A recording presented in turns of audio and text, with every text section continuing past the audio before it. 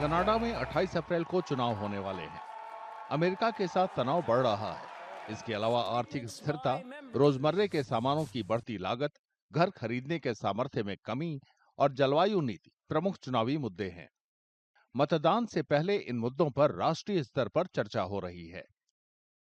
इस बार के चुनाव में कनाडा की अर्थव्यवस्था मतदाताओं को प्रभावित कर सकती है। बढ़ती महंगाई और वैश्विक अनिश्चितताएं घरेलू बजट पर दबाव डाल रही है। इससे राजकोषीय नीति पर बहस बढ़ गई है।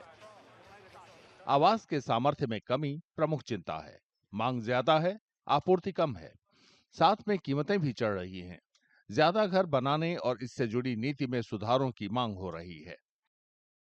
खान पान से लेकर स्वास्थ्य और शिक्षा की बढ़ती लागत अहम मुद्दे हैं। इन्हें लेकर सार्वजनिक सेवाओं में सुधार और घरेलू तनाव कम करने पर बहस हो रही है। जलवायु परिवर्तन और ऊर्जा नीतियां अहम चुनावी मुद्दे हैं।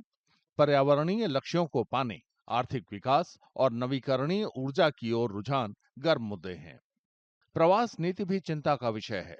इसके अलावा मजदूरों की कमी, सीमा प्रबंधन और एकीकरण से जुड़ी चिंताएं हैं। इन्हें लेकर आर्थिक जरूरतों, सीमा सुरक्षा और सांस्कृतिक एकीकरण पर बहस बढ़ गई है। इनके अलावा ट्रंप प्रशासन के दौरान कनाडा अमेरिका रिश्ता भी अहम हो गया है। अमेरिकी व्यापार युद्ध और ट्रंप की विलय की धमकियों की वजह से तनाव बढ़ गया है। कनाडा के निर्यात पर टैरिफ ने आर्थिक संप्रभुता और रणनीतिक जरूरतों से जुड़ी चिंताएं बढ़ा दी हैं।